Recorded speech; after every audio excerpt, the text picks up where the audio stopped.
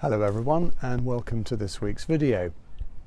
A few days ago we said goodbye to two key members of our diocesan team who are retiring after many years of service. Chrissie has been our Officer for Social Responsibility and has made a huge difference to the church's standing in the wider community. She's represented us with voluntary and statutory organisations and been a catalyst for social action that's improved many people's lives. The other is my chaplain, Brian, who has contributed to the life of our diocese as an agricultural chaplain, as a vicar in parish ministry. He became chaplain to my predecessor and latterly has helped me as I've begun ministry here over the last 2 years. We couldn't do it without you is an overused phrase, but entirely accurate in the case of both Chrissie and Brian. In their diverse ways, they represent the diaconal service that is the foundation of any Christian ministry, lay or ordained.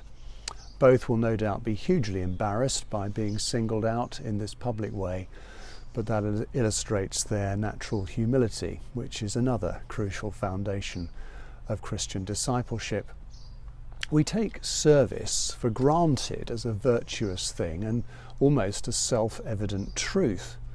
We often name organisations as a service: the police service, fire service, health service. We even use the word of the Army, Navy and Air Force, and of course our very own Special Air Service. This is deeply embedded in the Christian roots of our culture. The use of power in the service of others is actually a uniquely Judeo-Christian idea. It doesn't come naturally to human societies. The Roman culture, into which Christianity emerged in the 1st century, regarded humility as a vice, for example. For them, it seemed to make perfect sense to use power for your own ends.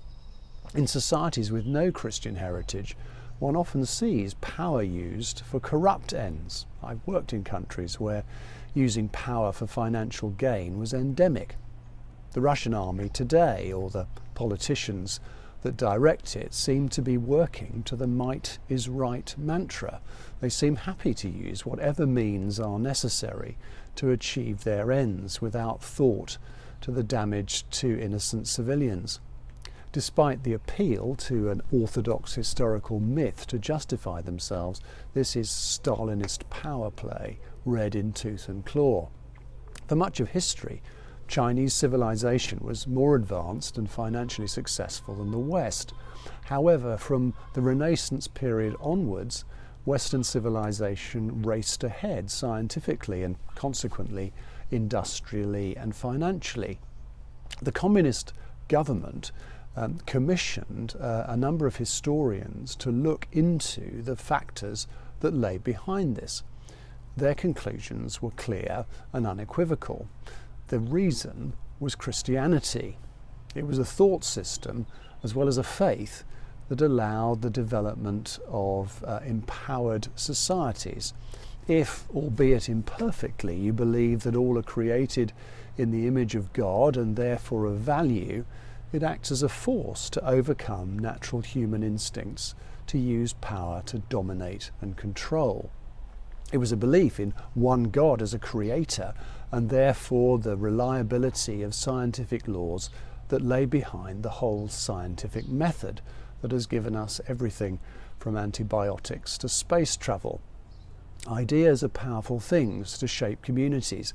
However much our modern secular society may resent it and even try to erase it, much of what we value in our civilization, like democracy, service, freedom of speech and caring for the weak, have the fingerprints of Christian faith all over them.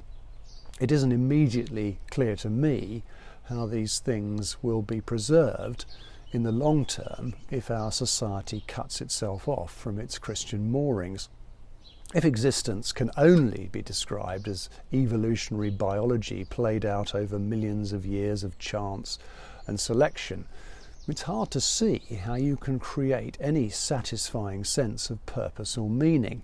This is not to say I don't believe in evolution, but that biology alone is insufficient to describe all that makes us human, nor to construct a value system that fosters kind, noble and loving societies.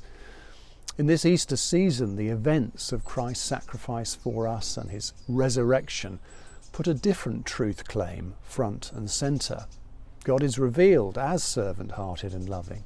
Ultimately, he triumphs over evil through these things rather than the imposition of force. This is the truth imprinted in the world God has created, whose reality is fleshed out in the life, death and resurrection of Jesus.